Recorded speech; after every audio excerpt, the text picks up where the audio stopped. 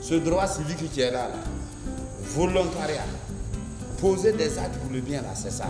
Vous l'avez dit au début, le gouvernement ne peut pas satisfaire tout le monde. Qu'est-ce que moi j'ai fait pour mon pays? Qu'est-ce que j'ai fait pour mon département, pour ma vie? Et mon quartier, moi dans mon quartier d'ici là, tout le monde connaît moi, Anani Koubenakal. Pas financièrement, mais en axe et en action, j'ai des traces. Alors, y a-t-il un appui, vu au niveau de l'allocation que nous apportons, qu'on doit apporter aux volontaires? Est-ce qu'il y a un appui qui est donné par le secrétariat d'État? Il y a eu des phases pilotes dans les régions pilotes. Je veux savoir, est-ce que les résultats ont été ceux escomptés? Ce qu'on recherchait, est-ce qu'on l'a obtenu réellement dans ces zones, dans ces régions pilotes?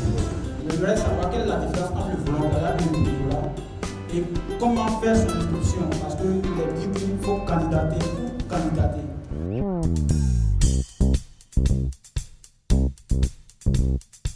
Les jeunes vont s'inscrire, vont aller s'inscrire. Certains seront aptes à faire une activité. Mais ma foi va se trouver en face de l'enfant d'un X qui a déjà appelé le responsable de DR pour lui dire « Ah, il faut prendre mon fils ». Donc déjà, celui qui doit être apte à faire l'activité ne pourra pas le faire. Et ce que nous sommes en train de chercher à éviter va arriver encore. Toutes ces questions et contributions montrent combien de fois les Ivoiriens dans leur grand ensemble, et la jeunesse en particulier, aspirent à la politique de volontariat initiée par l'État de Côte d'Ivoire. Débuté en 2016, le programme national de volontariat en Côte d'Ivoire a connu sa phase expérimentale dans les régions du Béké, du Tongpi et du district d'Abidjan, avec le soutien technique et financier du PNUD sur 3 ans. Au regard des résultats acquis et de l'importance du programme, un processus de vulgarisation est en préparation. Il aboutira à la couverture progressive de tout le territoire national et permettra à toutes les régions du pays d'en bénéficier. Ce programme va se déployer très bientôt dans 6 autres régions.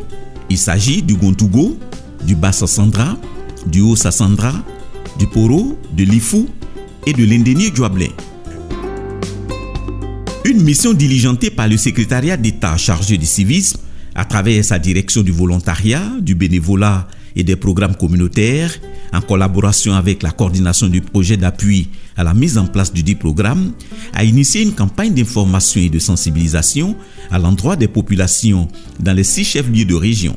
La délégation, forte de 4 personnes, était composée de M. Bemman Koulibaly, directeur du volontariat, du bénévolat et des programmes communautaires, Mme Awa Sata, sous-directeur du volontariat et du bénévolat, Mme Daté Lidi, directeur du volontariat à l'Office du service civique national, et M. Atoum Tchakbele, coordonnateur du programme national de volontariat en Côte d'Ivoire, au nom du programme des Nations Unies pour le développement, le PNUD.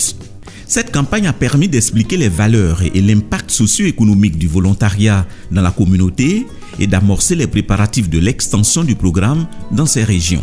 Notre première mission, c'était d'amener les gens à comprendre, les autorités à comprendre, pour que quand le programme va arriver, qu'ils puissent sensibiliser les jeunes à ce que le programme soit facilité et que ça réussisse. Et moi, je devais leur expliquer concrètement comment les jeunes vont être utilisés, quel sera leur rôle à eux dans cette mission des volontaires-là. Toujours dans la phase pilote, ce qu'on a eu à constater, c'est des jeunes qui, au final de leur mission, des jeunes qui ont eu à prouver ce qu'ils savaient faire au point où ils ont été retenus par les structures qui les ont accueillis. Et on a aussi rencontré des jeunes qui ont eu à tellement bien mener leur mission qu'au final, ils ont compris qu'ils avaient quelque peu raté leur vocation, qui ont eu à aller mettre en pratique ce qu'ils ont appris dans les structures d'accueil. Au point où aujourd'hui, ils sont eux-mêmes leurs propres chefs d'entreprise. Et c'est un peu l'objectif principal que nous cherchons, permettre aux jeunes d'avoir une occupation saine, permettre aux jeunes de se dire qu'il est capable de faire quelque chose de par lui-même, de se valoriser et d'atteindre quelque chose par ses propres compétences, par ses propres moyens. Pour pouvoir vraiment travailler au développement d'un tel programme, nous passons beaucoup plus sur la sensibilisation et l'information. Donc expliquer le bien fondé pour pouvoir vraiment impliquer et faire participer le maximum d'acteurs. Surtout les acteurs, et parmi les acteurs nous avons les structures qui peuvent accueillir ces jeunes. Parce que les actions ne peuvent pas se mener d'une manière éparse. Et il faut que des structures, on a déjà des structures qui travaillent sur des activités. Donc elles ont besoin, je ne peux pas dire d'une main-d'œuvre, mais de ressources humaines additionnelles ou complémentaires pour rapidement délivrer des résultats. Donc le programme se positionne en tant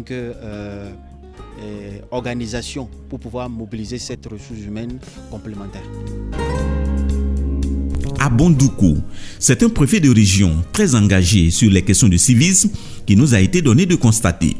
Respect de la chose publique, moralisation de la population, sensibilisation à l'action citoyenne, toutes ces consignes sont données les premiers lundis du mois à la montée du drapeau avec tous les corps constitués des forces de défense et de sécurité et les chefs de service.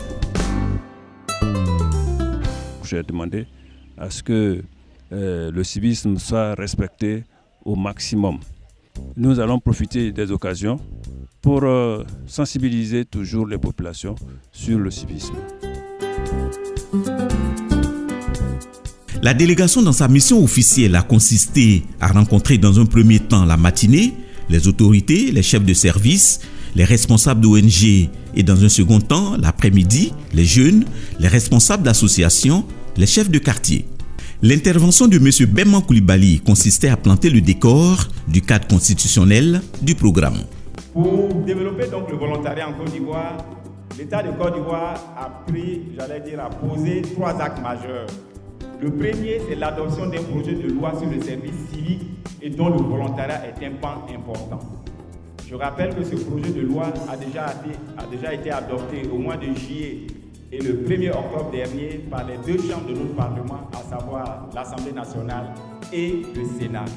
Et donc bientôt, il sera promulgué par le chef de l'État et deviendra loi de la République. Nous avons ensuite comme acte majeur la création d'une structure opérationnelle qui est l'Office du service civique national, qui sera développé tout à l'heure par ma collègue. Et enfin, le 3e acte majeur, c'est la mise en œuvre, c'est-à-dire l'autorisation de mettre en œuvre une phase pilote pour une période de 3 ans qui sera également développée tout à l'heure. Madame Daté Lydie de l'Office du service civique national, qui a désormais à charge le pilotage du programme, après le retrait annoncé du PNUD en décembre 2019, a donné quelques détails sur sa feuille de route. Cette direction a pour mission de faire la promotion du volontariat. La promotion du volontariat en quel sens? Nous avons un projet pilote qui a été lancé depuis 2016 et ce projet a eu à intervenir sur 3 régions différentes. La direction du volontariat se chargera de faire la vulgarisation de tout ce qui a été fait déjà dans ces zones et voir le développement des outils et pourquoi pas de tout ce que nous avons acquis par rapport à ce projet pilote-là, afin de pouvoir faire la promotion comme il se doit. Donc au sein de cette direction, nous avons pour mission de non seulement faire la promotion du volontariat, de mettre en place des outils qu'il faut pour gérer tous ces volontaires que nous allons pouvoir avoir, c'est-à-dire les jeunes que nous allons pouvoir mobiliser, les soutenir dans leurs différentes missions et puis faire le suivi et l'encadrement des structures d'accueil qu'ils seront amenés à travailler avec nous. Au nom du PNUD et en tant que détenteur du programme, M. Atoum Tchakbele, coordonnateur du programme du volontariat en Côte d'Ivoire, a exposé sur les tenants et les aboutissants de ce programme. Nous avons ce qu'on appelle les effets induits de l'engagement volontaire. Le jeune, en s'engageant, profite, il se valorise, il découvre un autre monde professionnel qui la plupart n'ont pas connu de monde professionnel. Il vient dans un monde, par exemple, s'il vient à la mairie ou à la préfecture, il découvre un monde professionnel, il apprend. Les gens le découvrent. Il découvre comment il met en valeur ce qu'il a appris. Ces éléments le jeune, au cours de sa mission de volontariat, apprend tout ça. Il apprend à respecter l'État. Il apprend à respecter les autres. Donc le gain, il est là, mais on n'aime pas l'avancer. Parce que quand vous l'avancez, c'est ce qui va attirer les jeunes. Voilà, il y a un gain en expérience, il y a un gain en compétence, il y a un gain personnel. Un bon citoyen, ce n'est pas seulement celui qui respecte les autorités, ce n'est pas celui qui respecte le drapeau, ce n'est pas celui qui respecte les feux tricolores et autres, mais c'est quelqu'un également qui est prêt à apporter sa contribution. Et le programme national de volontariat, lui, est développé dans ce sens. Donc c'est un programme qui est développé comme un outil pour aider au développement de la Côte d'Ivoire. Vous devez retenir un truc. Aujourd'hui, nous sommes dans des pays où nous sommes très nombreux, mais nous sommes très peu à apporter notre contribution au développement de nos pays. Ça, il faut qu'on le dise. Aujourd'hui, les jeunes sont les plus nombreux. Et c'est eux qui causent le plus grand nombre de dégâts. Si vous voulez qu'il y ait 10 000 jeunes dans la cour là pour casser ce bâtiment-là, c'est facile. C'est très rapide de leur dire venir casser ce bâtiment-là, on ne veut pas. Je pense qu'il y a eu ce cas-là à Boaké. Ce n'est pas les vieux qui sont allés attaquer le conseil régional. Certains même ont réussi à transporter le groupe électrogène pour partir avec. Et ils n'ont pas trouvé ce groupe électrogène. C'est les jeunes, ce n'est pas des gens qui ont plus de 40 ans qui l'ont fait. Non. La plupart, c'est des jeunes de 18, 20, 25, 30 ans. Ils sont les plus nombreux. Trouvons une solution pour les encadrer, pour leur dire non. Au lieu de faire ça, on a besoin de vous là. La prise en charge des volontés sera assurée pratiquement, je peux dire, par l'État ivoirien.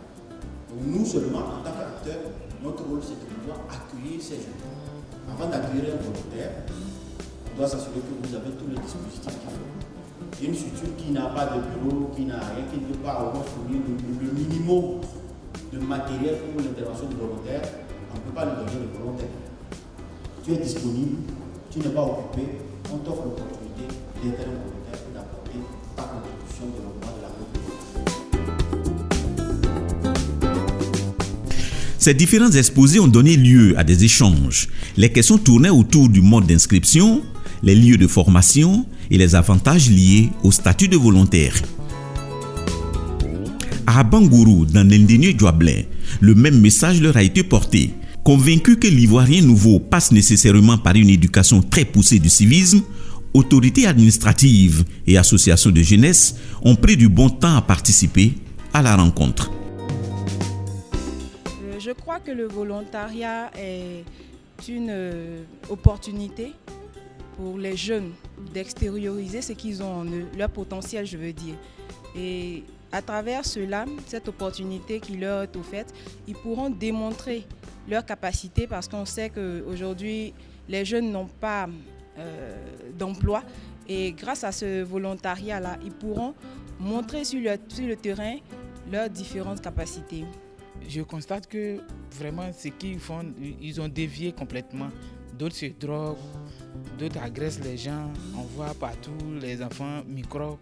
Donc moi je pense qu'avec le problème du volontariat, j'aimerais qu'ils viennent pour être formés. Comme ça, quand ils vont partir, même s'ils vont sur le terrain, ils vont connaître beaucoup de choses. À partir de là, même s'ils ne sont pas embauchés, quand ils vont partir, ils auront des connaissances. Le volontariat est un moyen puissant pour attirer davantage d'individus et particulièrement les jeunes dans le processus du développement de nos pays.